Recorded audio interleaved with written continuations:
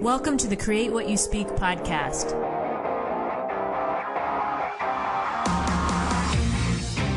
Join me as we have a real-life discussion on how to change your life by changing your thoughts. Remember, question everything, trust yourself, and find your truth. This week, I'm doing something a little different. I'm have one of my friends as a guest this week, my friend Shannon, and we're doing what's called Unscripted Conversations with Friends.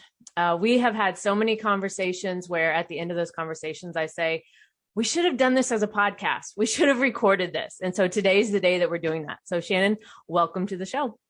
Thank you for having me, Sloan. I'm very excited. I really am excited. I do often think we're brilliant. So I guess we'll find out today if that's true. Right. Well, and Shannon and I have known each other, it's probably been 10 years now. It's been a long time. Yeah, it has. And one of the things that I love about our friendship is our raw honesty with each other. But also when we both know that, if we're going to have a conversation about something, we're going to come to a solution at some point, maybe not in that exact conversation, but we're not here to just bitch about things and, complain. We do that sometimes, but for the most part, you and I are solution oriented people, and that's what we go after. Yes. I have loved that about our friendship. I think it's important. We all need to vent. Yeah. Okay. We're all going to have really bad days. And I think that pressure release is good. But if you stay in that, it's really self-destructive. Right. I think we all need a relationship and a friend that's like, okay, I hear you. I understand. I got it. Now, what can we do about it? Exactly. You do a great job with me. It's like, okay, now what portion of this can we control? Mm-hmm. What portion of this are we bringing on ourselves? And what's the possible solution? And boy, for every time, one of us trips and falls, because it happens constantly, you just have to keep getting back up. And I know that sounds ridiculous. Or almost trite, but it's honestly the truth. It is true. And it's, especially now, and in our topic today, we're going to talk about, Shannon and I did a little brief brainstorming about this because I didn't want to spend a lot of time on the show trying to work through it. I at least wanted us to have the topic. So we're going to talk about breaking out of mental quarantine habits. This is something we have touched on a lot, but what I mean by unscripted conversations is a lot of times when I'm talking with people, I at least have a pretty good outline of what I want to talk about. I spend some time planning that, but with these conversations, just like if I was picking up the phone and calling you, they're unscripted, right? I have an idea of what I'm dealing with, but I really want this to flow like a normal phone conversation as friends, and hopefully the listeners will enjoy this too. So to kick us off today, before we actually get into the topic, I want to do a little fun icebreaker, and I think you're going to like this question. So. Okay, so here's the question. What is one insult you received that you're proud of? That I'm a contrarian because they think it's an insult. I don't even know. Thank you is, right. Yeah, they thought it was an insult. Honestly, I'm not sure there could be a better compliment to me. Right. I could almost probably come up with like 6 different insults. Hard-headed. Am I allowed to give more than one? Sure. Okay. Yeah. Hard-headed. And for me, that one is a double-edged sword because, that reminds me of my parents calling me hard-headed as a child. Yeah. So that part of it, I don't like. But the other part of it, I interpret as dogged determination.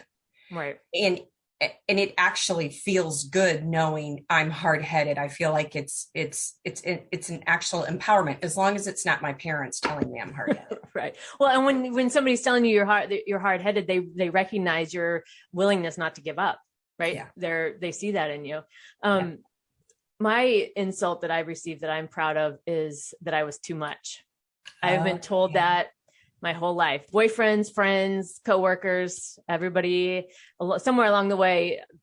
Somebody told me that probably about a year or 2 ago now. I think I think I did a show on it, but that I am too much. And that to me that is not an insult to me. That means I'm doing my job. I'm putting myself out there. I'm trying different things and take it for what it is, but that's who I am. I was told when I moved from Michigan to Nashville in 1994. So I was this Yankee, Mm-hmm. if Midwest is Yankee, but whatever. I moved down here and they said I was too much Shannon. And it has stuck with me to this day. So like in a work environment, I might try not to be so Shannon. But to your point, in a personal situation, I think it's great. Okay. So yeah. So like I was saying, I've been told that I was too much, and that to me is not an insult. I think it's a compliment, and I'll continue to be too much. And when you told me that too, not that I was too much, but you told me when I first started putting videos out and I was critiquing myself, right? I was saying, one of the things I feel like when I watch myself on video is that my mouth doesn't move very much. I don't know why I feel like that, but that's what I feel like. And you told me, you said, that's you, but that's just you. Whether it does or doesn't, it doesn't matter. That's you. And, hearing that, and I remind myself of that every time I'm doing a recording, that this is me. I get to be me. I get to show up here and I get to be me. And what other people's opinions are on it they get to have theirs, but I still get to be me. That's right. And it's good to see action. Mm-hmm. Whatever. I don't like to hear myself in audio. So this is challenging for me. It's a really good thing though, but we're our own worst critics. And to me, you're out creating, giving back, serving. I mean, it's a good thing. Be all sorts of too much. Yeah, be all sorts of too much. Be yourself. Just get out there and do it. Right. That's the name of the game right now, I think. And so let's get into our topic today about breaking out of mental quarantine habits. And let's first talk about what we mean by this. What does breaking out of mental quarantine habits mean to you? The truth is well before quarantine, I have had numerous bad habits. I've had endless mental roadblocks, self-imposed. Right. When quarantine happened, it became a physical quarantine. And, we can get into, maybe one day, like kind of, if you will, the politics, but if we just talk about the physical, what happens when they lock you down, and it might be okay for 2 weeks, you're a team player, maybe even a month, 6 months. Fast forward a year, I had fallen so far into a physical quarantine, and my mental quarantine was just as strict as the physical restrictions that were being put on. Yeah. And I became everything. Loathed might be too strong of a word, but it's actually kind of how I feel. I was putting physical or chains on my mind, which was causing me to be the person I had worked very hard not to be. And I used that physical quarantine as an excuse. It wasn't conscious, but I was using that physical quarantine as an excuse for all sorts of bad behaviors. Like what? What would be an example? My favorite thing in the world is to do nothing. Okay. I'm actually going to write a book. You've heard it here first, and I'm going to call it Lazy Like Me. I am not like you. I am just not as disciplined. You remove that structure from my life, I fell right into it. Work starts at, pick your time. Are you, getting onto your desk at 7 a.m. or 8 a.m.? Okay, I can make it from my bedroom to my office in 2 minutes, and so I would sleep in. Those lazy physical habits turned into lazy mental habits.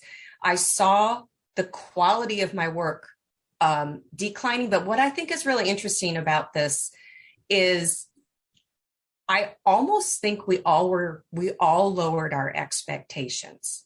Yeah. So we lowered our physical expectations, but it's been happening in the mental or professional world. Because now if you fast forward from March of 2020 till now, I personally think a lot of us are falling apart mentally. Yeah. I don't mean to be glib. I'm not trying to say people are crazy. What I'm saying is our mental patterns, I feel at least my mental pattern has mirrored that physical quarantine. Yeah, lazy, most certainly. Yeah, mental quarantine to me, breaking out of mental quarantine habits, I guess our topic, what that means to me is it's along with what you're saying. It's almost the aftermath of the physical. So we went through this physically, and mentally we were, it was confusing. It was scary. It was, oh my God, what's next? And we went through that in a very traumatic, right? Very, very traumatic for all of us because we didn't know. Right. And, here we are, what is this? A year and almost not quite 2 years, a year and a half in. I feel I'm still, even though I can physically go do stuff, I can physically go places or, whatever. Mentally, I find myself telling myself I can't for whatever reason, out of convenience, out of not wanting to deal with things now. As I go out and experience things, they're different. They're sometimes unnerving. Sometimes I just think it's ridiculous, whatever, there's all these different aspects to it that make it sometimes hard to deal with. And some days I'm not in the mood for that. And other days I'm just like, I think I just have this stuck on repeat that I can't go do something for whatever reason. And it keeps me small. It keeps me stuck in my space. Yeah. It keeps you small. It's a great way to say it. I heard someone recently say, you win with your actions, you don't win with an argument. Well, if you're physically locked away, can somebody see your actions? You want to lead by example, but if you're separated physically, I think the natural thing to do is to separate yourself mentally, and people can't see your actions. So as the world started to open up, or we're going out more and more, I think kind of, again, we're thinking we're going to get into an argument, and that mental is pulling the physical back. And it's just this really weird circle. And I don't know why recently, like we were just deciding, it's like, I've now had enough of quarantine Shannon. Yeah. I have had enough of her. I am curious as to why I didn't have enough a year ago. I'm curious, maybe that's oversharing. I'm very interested in why did it take me well over 18 months to finally say, this really isn't who I want to be. Right. And so, but yeah, I'm done. And so I have to put my actions where I want to be mentally. And the only that mental quarantine is self-inflicted. You don't need a law. You don't need a mandate. In fact, the whole COVID and quarantine could be gone, but I'm telling you, I've already done it to myself. Yes. And I'm with you on that. I'm still, again, like I said, I still feel like I'm there. And I find that so I had an experience last night. I've been trying to go back, and I have been going back on occasion, not trying. I have been going back for social dancing, which I loved prior to quarantine. Now, I will say also some of the things that I used to do, I did really use that time to say to myself, do I still want to do these things again? Yeah. Right. And there was a lot of things. The answer was no. I don't know why I'm doing that. I'm doing it because I think I have to. I'm doing it because I'm afraid I'm going to miss out. I'm doing it because blah, blah, blah, whatever. And so, but dance was one thing that I enjoyed. I don't want to do it as much as I was before, 3 and 4 nights a week, but every once in a while, for something different. I went last night, and I still find myself saying, even a lot of my friends were saying, I just want it to be like it was before, because so-and-so was here and I could dance with that person and I don't see that person anymore.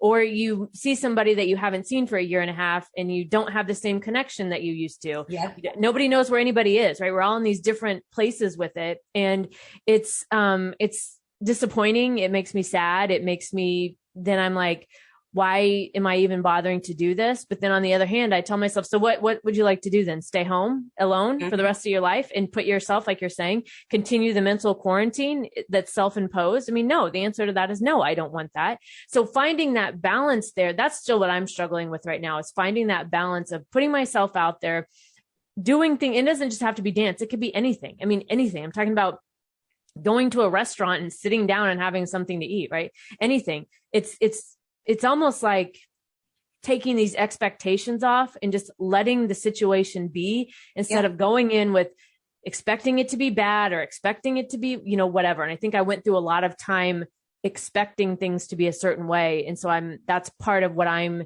continuing to do to mentally impose quarantine on myself. What I find interesting about what you just said is, and going back to my book, Lazy Like Me, now I'm going to have to write it. Right. We're going to hold you to it. is I didn't dance. I didn't go to concerts. I'm a middle-aged married woman living, and I like my quiet life, but I didn't feel the mental shackles. What I find really interesting is part of us thinks that if we build a fortress around ourselves, we're protecting ourselves. Okay. So if you think about them mandating quarantine and sending us all, that isolation actually is the danger. Mm-hmm. And then we all did it at the same time. So I think we're all kind of wrestling with that. But now I think the only way to get out, number one, is internally. So for me, it is acting. I've learned so much from you through your podcast, and it is creating what I want.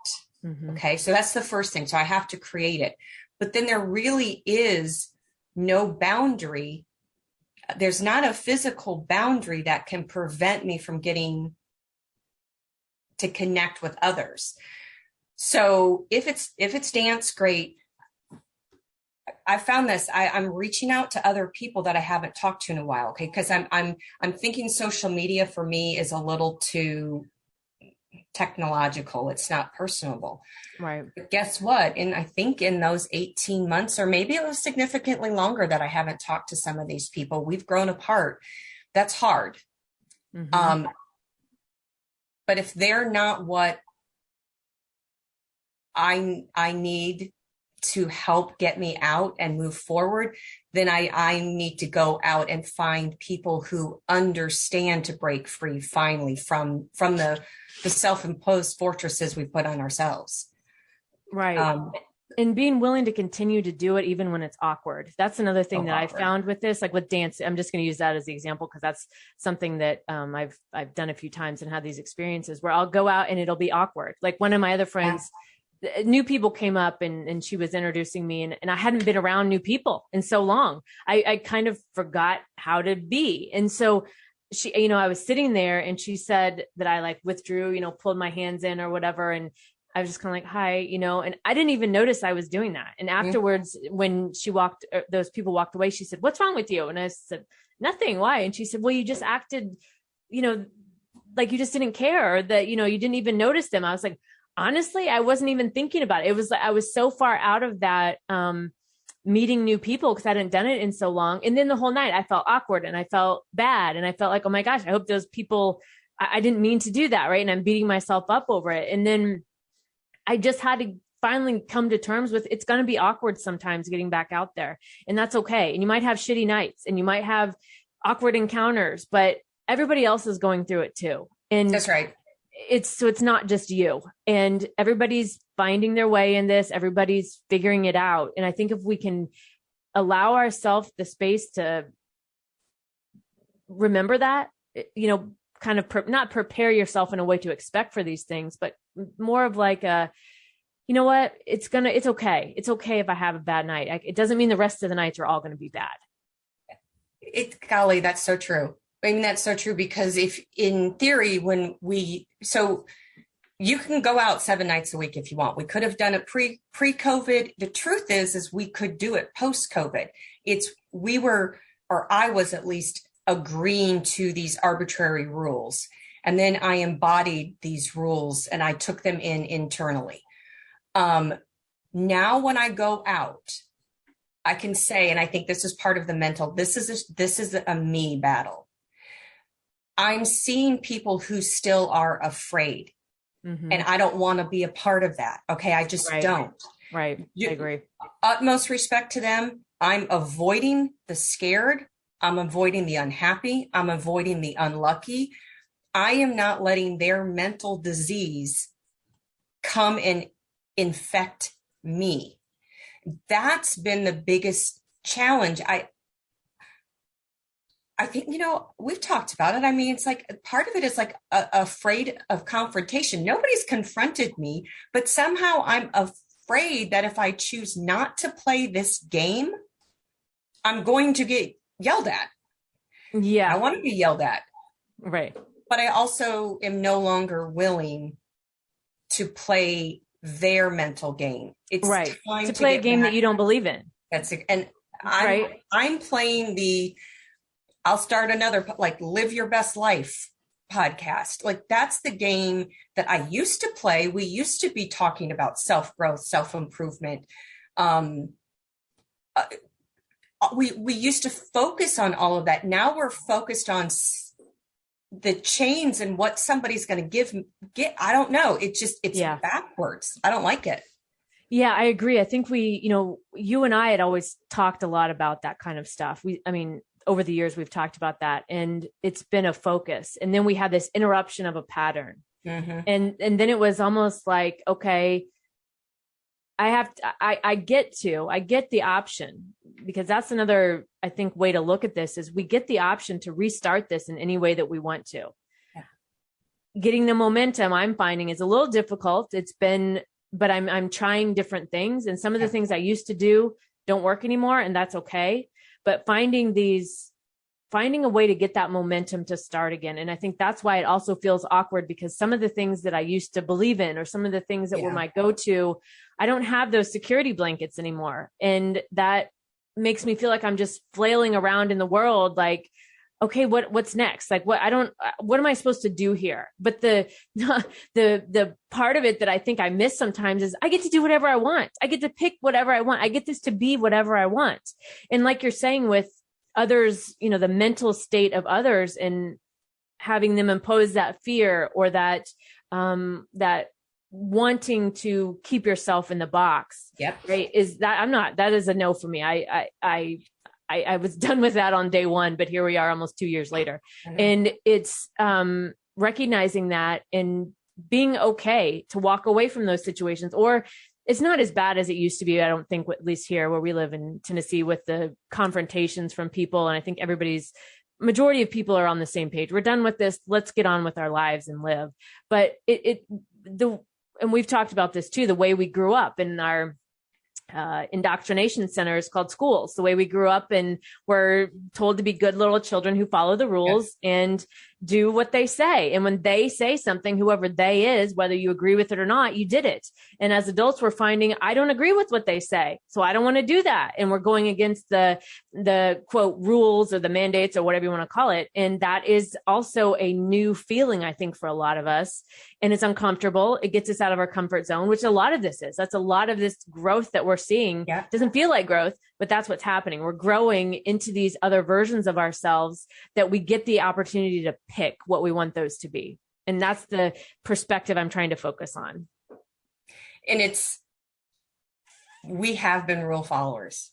Okay. So I'm in the unique situation that I have 80-year-old parents, and I have a 13-year-old daughter. And she's out of government schools entirely. And I'm trying to teach her to be a social creature, a respectful member of society. And it is so challenging. My parents want to put that 1970s, 1980s, the way they raised me. Right. You automatically respect authority. You automatically obey. You automatically. And it just doesn't feel right anymore. And it's okay. I think what I'm trying to say, it's very interesting to try to raise your daughter, even at an early age, to understand that just because somebody is in a physical position of authority does not mean you owe them your obedience. Right. especially if you don't agree with it internally. And it's something, we've let go of our own personal, what's right for us for so long in the name of authority or in the name of someone supposedly knowing better than you about whatever the topic is. And that is, as we did that, that's something I saw over the past year and a half too, people continuing to do things that they didn't agree with, and how much that chips away at a person's soul. Without a doubt. And you see people walking around with dead eyes, just existing, because I think we had such a rapid fire succession of chipping away at people's souls. And I will not live that way anymore. Mm-hmm. I will not. And I'm glad that you won't. I'm not. And it's very interesting though. My daughter is also very literal. So if she sees a sign that says masks, you must wear a mask, she'll put hers on and I walk in without. Well, then that just starts a 45-minute conversation of why mom, or whatever. And it's just a really, she's forcing me to really try and explain to her, like, again, like what our moral compass is and our value based. Again, it's spiritual, it's emotional, but it's also mental. I don't need a law. I don't need a rule to govern how I'm going to live morally, because, I am part of this universe. I am connected to the world, and there are morals. I mean, I don't know who said it, but it's like, I'm not the libertarian argument of like, you can legalize drugs. I had a conversation decades ago with my parents about it, and they're like, oh my gosh, it'd be chaos. I'm like, well, you're assuming I'm not smoking weed or shooting heroin because it's illegal. It's the law, right? Yeah. I'm like that. I mean, like, we know this, like, murders, you know exactly what I'm saying. It's, well, you're basically, don't need a law. Right. And you're not doing things because of the law. You're not doing certain things because I don't want to do those things. I don't want to shoot heroin. I'm not doing heroin, not doing heroin because it's a law. I'm doing it because I do not want to. Right. It's your moral compass. So right. I'm trying to guide my daughter with morality, with values based, and that we don't have to always.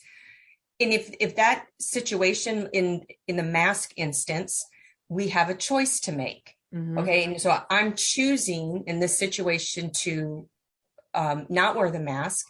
If possibly confronted, especially if my daughter's there, I'm probably just going to choose a different establishment.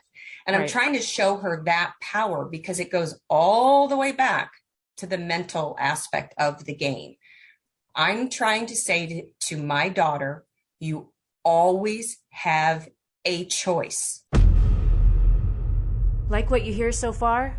Take what you've learned and invest in yourself with the Create What You Speak Academy. Visit createwhatyouspeak.com to learn more. Now back to the show. I have a choice to stay in bed, or I have a choice to get out of bed, because I can work in bed with my laptop. Right. I could lay in bed and get what I thought was my dream, again, because I'm just lazy. It's really not what I want, though. That's the mental choice. And that's the morality.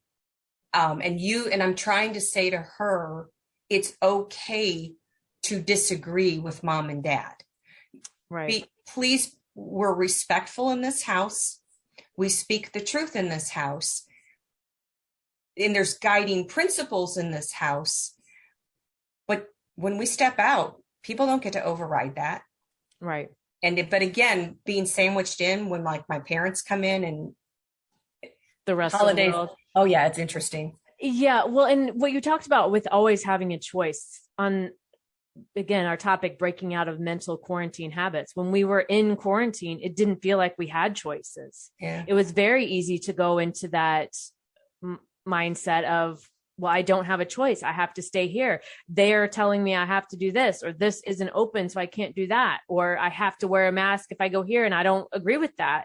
And I'm finding now, it would enrage me during this period of time of the past year and a half when we were I would go back to old principles like this of we always have a choice, or, everything is always working out for me, or those kinds of things that I used to talk about on the show. And I really questioned those things, because I was like, why would I have created this for myself? Or what do you mean I have a choice? I don't have choices here. And when I got past the emotion of it, because I had to feel a lot of emotion for a long time about that, and go through the sadness and the rage and whatever I felt along the way, but really getting down to it.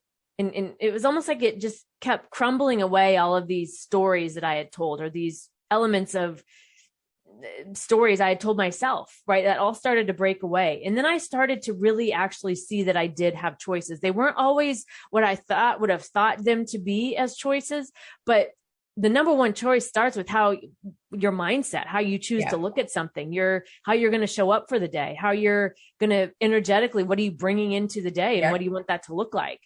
And it was very easy to forget that over the last year and a half. So starting with something basic as reminding yourself that you have choices is that, for me, once I got over my wanting to fight with myself and act like a child about that, then I started to finally soften to, okay, maybe it's time to let all of this go. Yeah. Yeah. And I had the roadblock of, I've always worked from home. So I'm very interested in now all of a sudden, okay, I don't travel anymore. I mean, that was a big shock. I mean, for me as well. Yeah. Yeah. For 22 years, I traveled almost every week for work. Yes, that was a shock. You'll also be happy to know, though, I'm still married. Our marriage has survived the major change in schedules. But so working from home, though, has never been, and like, I didn't have to adjust to that. I'm used to that. So why all of a sudden was I using this? And if I can, I'll tell you why I kept where my anger was. I suspended my life willingly. Yeah. I like to say I didn't, but I suspended my life willingly for well over a year before I decided to do something about it. And actually, honestly, you got pissed first.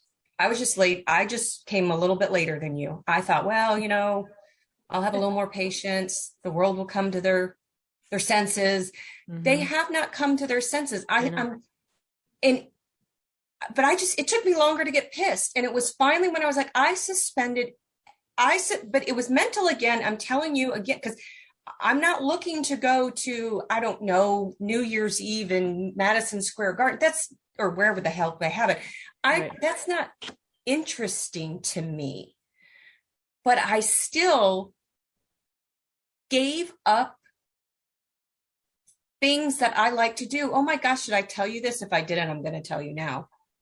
I was, after church one day, I told my husband and my daughter, I was like, you know what? I just want to go watch football. And I'm just going to go watch some football. And so ponied up to the bar. I know that sounds really bad, but that's what I did. Ponied up to the bar, and this overserved gentleman, basically in a commercial break, was like, what do you like to, what don't you do when you're being a wife and a mom? What are some of your hobbies? I was like, I had no idea. Yeah. So he asked me what my hobbies were, and I honestly didn't know what they were. I love so much to read. I love to write. I can do that anywhere. But I think I had a pattern that I did it on a plane, or when I had quiet time in a hotel room, or all those kinds of things. So again, all of this was self-imposed by me. Right. So now I have to unimpose it. Right. And I cannot blame anybody else. I can't blame anybody. And that's I think the first part of this, though, is even recognizing that we were in it. Yeah. Recognizing that because I felt like this was how it was going to be the rest of my life, which was also another layer that added to this, that made me feel more dread and more anger, sadness, just kept repeating the unfolding of the emotions. And then it hasn't been that long ago when I finally was like, no, I get to do this differently. I have choices. As much as I want to try to pretend that I don't, I do. And now what I'm working through is, what do I want that to look like? Because I don't know. I know some things, but some things I don't know the answer to. And instead of looking at that as being scary or being annoyed or being like, I want my old life back, which I can't say the 100% that I do. There was, like I said, there were a lot of things I did. I don't know why I did them, but now it's that design phase. I feel like it's how I designed my life when I moved here, and everything happened so quickly. I mean, I'm at one of those spaces again where I get to, okay, what do you want it to be like? What do you want your days to be like? Because we're seeing the truth of a lot of things that we didn't necessarily see before. Yep. And we can't unsee some of the things that we're seeing. And because we're seeing these things, it's changing our perspective on the world and what we thought we wanted. And so now is an opportunity, I think, to decide what it is that you want. Actually decide, not what you think you have, not because you think you don't have choices. What is it that you actually want? And that for me is what I'm working through to move past this, to break this mental quarantine and get over it myself, right? Get over the limitations I'm putting on myself. And I don't mean to say that in a way that's, because what we went through was traumatic. It was. And I lived alone, and I still do. Yes. And it was very hard for me. That was going through this alone. I think I still have anger about that, because people who didn't go through it alone don't understand how it was to go through it alone. And so I think I still have some anger about that, but whatever, it's what it is. And I deal with it as it comes up. So I don't say this like, get over it and just dismiss yourself and, move on, because we do have to feel through it. But it's like you said earlier, we can't stay stuck in the feeling of it and the anger of it or the sadness of it. We have to make a decision. Today's the day something's going to be different. I'm going to do one thing differently. That's right. Well, when that gentleman asked me, like, what do you like? And then of course, having our conversations, like, hobbies or what you want, what do I want my life to be like? Yeah. I want to have a fulfilled life and live for the purpose God created me for. I want to have meaning. My definition of meaning is different than anybody else's definition of meaning, but you can do meaning in your four walls. I will say, though, I do, as a sidebar, I think it's absolutely cruel that we haven't thought about the lack of human contact that this is imposing on single, elderly people dying by themselves or not being allowed in hospitals. I mean, like, to me, that's evil. It really is. And it took us all a while. It took me a while to even reach out and say, come here, because we're not scared of you. So please come to our house. Right. And I think we have to find people who are ready to live a fulfilled life, regardless of what they're doing without my permission. Right. Or whatever is being told, that, the narrative of the day, or it's almost like we have, some people are ready to live and some people are still living in fear. And wherever anybody's on the spectrum, if you're ready to live, get out there and live. If you're not ready to live, then there's things that you would have to do to get through that. And that's, sorry to interrupt, but the other interesting thing is about, like, the mental quarantine. The other thing that really pissed me off and finally made me realize and admit I was the one who was doing this to myself. Okay. I can't blame. I've always said government's a false idol. I don't care which party is in control. I have always said it. And yet, waiting for somebody to change the rules so Shannon could go live her life. I mean, that's crazy. But the other thing is, when one day A is the cure, then B is the cure, then it's up, then it's down, then it's left, then it's right. And it messes with me. So I have to remove that. One of the things that I've had to do is I've had to remove myself from, it's really toxic. They have no idea about me. They have no idea about my family. They have no idea about what I'm trying to accomplish in my professional life, in my personal life, because they have no idea. Why am I listening to them? Right. Why Right. would I do that? You're like, you know who I am. If I need guidance, I'll call you or talk to somebody else. That has got to be something that I stick with. And I know you'll hold me accountable for, because I can't listen to that. It changes every day.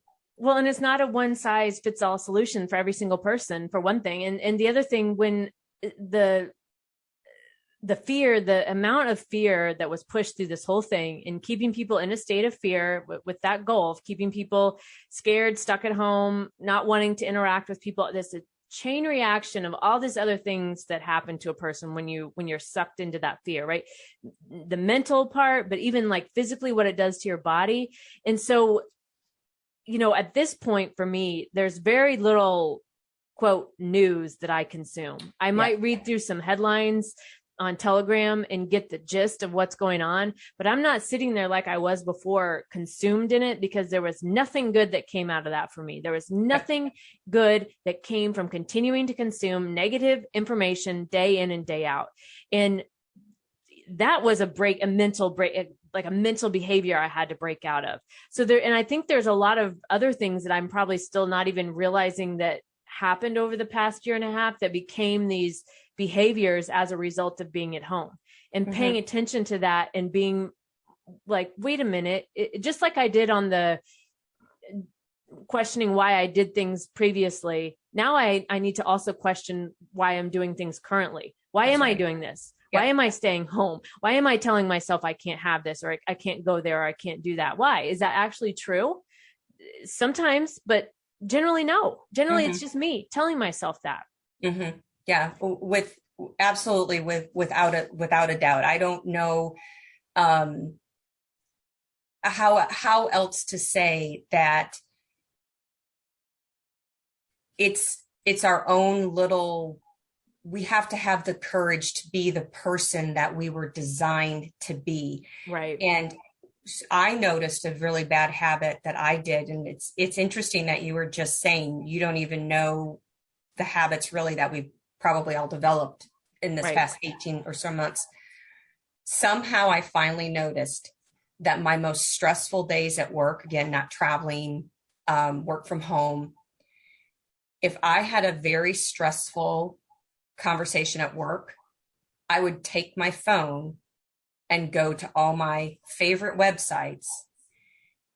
And I don't know if it's proper terminology, but it was like a dopamine hit. Honest to goodness, I was feeding more. I felt bad, so I kept feeding bad. Yeah, I wanted to be enraged. I would do the same thing. Yes. I would want to continue to be enraged, so give me more that enrages me. Yes. And I don't know why I finally noticed. I've read articles about that, and maybe that was in the abstract, but I really noticed. And then I'd get a headache by the end of the night. I might snap. I'd grab a glass of wine because now I'm anxious and I'm all sorts of pent up. And so I'm now redirecting when I feel that rage. It's so silly, but it is do 10 minutes of anything but what I'm doing. Yeah. It's a game that I'm playing, and it seems to be working for me. And sunshine, that's the other thing about this physical quarantine. I don't think that we're out there in life and getting that sunshine. But yeah, I had to remove myself from the toxic, and I'm interested as humans why we do it. I know. I know that's why do we always want, I'm not going to say always, why is it easy to go to the negative instead of going to the positive? And I think it's a lot of it's what we're programmed to with the way we grew up in the indoctrination centers, the way that, what's called news today is pumping that left and right, the way that we interact with each other, then it leads to this, there's this, it's normal to have a negative conversation with somebody. It for some people, I mean, I try not to do that. That doesn't always happen, but we've come to accept that as normal. And until we start to decide that, no, that's not normal, I'm not going to focus on that. I'm not going to do that. We have the choice. We have the power to change those habits, and paying attention to them and what you've discovered about yourself over the last year and a half it's very eye-opening once you start to look at it. Yeah, absolutely. Well, and I've told you before that I've always known this about myself, but I'm only recently willing to really admit it out loud. Yeah. I am like one of those, like 99% of the population, who I choose comfort over discomfort almost any given time. And the hypocrisy of my own words, like when I'm telling my daughter, because I say it like I'm so smart when it comes to parenting my daughter. I say all the right things. Right. Growth is outside your comfort zone. If you can believe it, you can achieve it. I put note cards around the house, but I don't read or take those in. And just the continual hypocrisy of my own voice finally got to me. Yeah. And I'm finally I'm trying to lead by example. And again, I'm trying to win, if you will, the argument by my actions, not by my words. And you are outstanding. I mean, you don't need a child to raise in order to think that. You've always been very self-reflective. You've always been able to seek personal growth. So it's a talent that you have. And I think that's one of the reasons why you have such a successful podcast, because you're out there giving and you're growing.